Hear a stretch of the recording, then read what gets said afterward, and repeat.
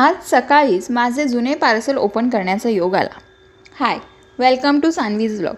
योग ह्यासाठी की मी हे पार्सल चुकून माझ्या जुन्या पत्त्यावर ऑर्डर केले होते आणि तिथल्या शेजारच्या काकूंनी ते पार्सल घेऊन मला पाठवेपर्यंत खूप उशीर झाला होता.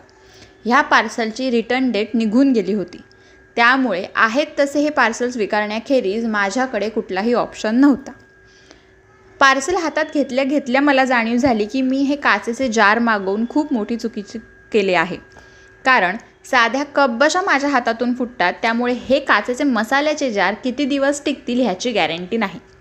लास्ट मी मागवलं होतं हे कापूर जाळण्याचं स्टँड. घरामध्ये संध्याकाळ मला कापूर जाळावा लागतो, त्यासाठी मी हे कापूरचं स्टँड मागवलं होतं.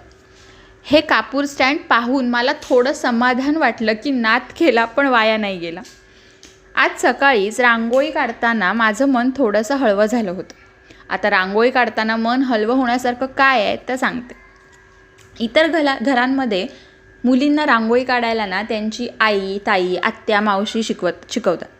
पण माझ्या घरी थोडं उलटं आहे. मला रांगोळी काढण्यासाठी माझ्या आजोबांनी शिकवलं. हो, आजोबांनी. माझे आजोबा, ज्यांना मी बाबा म्हणायचे. बाबांना दैवत्व प्राप्त होऊन 2 वर्ष झाली आणि ह्या 2 वर्षात त्यांच्या बऱ्याच वेळा मला आठवण आली, पण आज अचानकच त्यांची आठवण आली, काही ध्यानीमनी नसताना.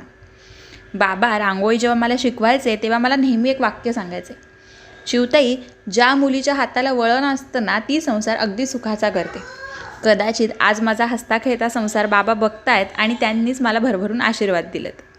सकाळच्या रोजच्या रुटीनप्रमाणे कामं सुरू होती आणि देवपूजा करताना लाडक्या लेकाने कधी बाजूला कुंकवाची डब्बी पळवली माझं मलाच कळलं नाही. अगदी लाल माकड झाला होता. दुपारी गुड्डू झोपला, त्याच्यामुळे घरातली इतर छोटी मोठी कामं करायला भेटली. हाच ती वेळ असते जेव्हा स्वतःकडे लक्ष द्यायला भेटतं, थोडा आराम करायला भेटतो किंवा घरातलं छोटं मोठं काम उरकायला भेटतं. संध्याकाळी फ्रेश वाटत नव्हतं, थोडंसं तणावासारखं वाटत होतं, म्हणून खाली गेले. पण लगेच सूरज आले, त्याच्यामुळे वरती यावं लागलं. लाडका लेक पप्पाला गाडी कुठे पार्क करावी याचे धडे देत होता. घरी वरती आले, फ्रेश वाटत नव्हतं, थोडं दडपल्यासारखं होत होतं, म्हणून स्वामींची गाणी लावली, दिवाबत्ती केली आणि मंत्रजाप करायला सुरुवात केली. समीर भाईंना चिकन खायचं होतं म्हणून आज आमच्याकडे चिकनचा बेत होता. रोजच्यासारखी संध्याकाळ गेली. सगळ्यांच्या हातात मागे पुढे करण्यातच वेळ गेला आणि फायनली जेवण पूर्ण केलं, जेवलो, झोपलो. असा होता माझा आजचा दिवस. थँक्यू.